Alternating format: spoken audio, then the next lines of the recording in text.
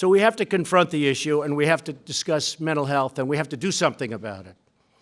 You know, in the old days, we had mental institutions. You had a lot of them.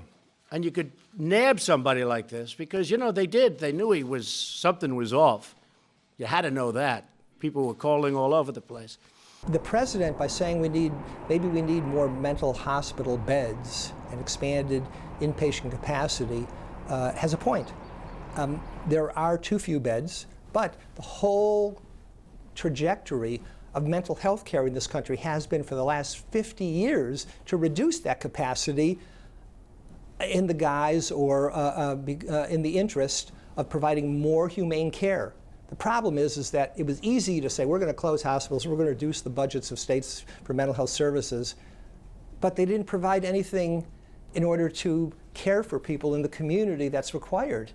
And as a result of that, we have the homelessness, the prisoners with mental illness, the mass violent events, the addictions, and a variety of social pathologies. So you can't have it both ways. You've got to, if you're going to reduce hospital beds, deinstitutionalize, which is great, you've got to have adequate services, and we haven't done that.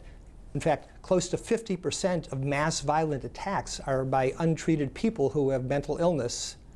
The other largest portion are terrorists.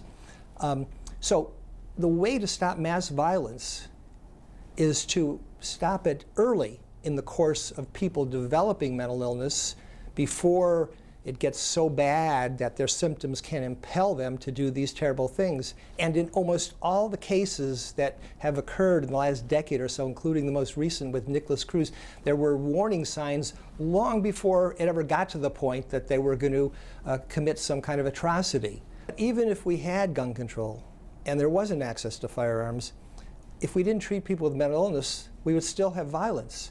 We would just have violence with knives or with hammers or with something else that could be used as an implement of destruction. Now, true, many fewer people would be harmed by it, but some people would still be harmed by it, and it's for the same cause.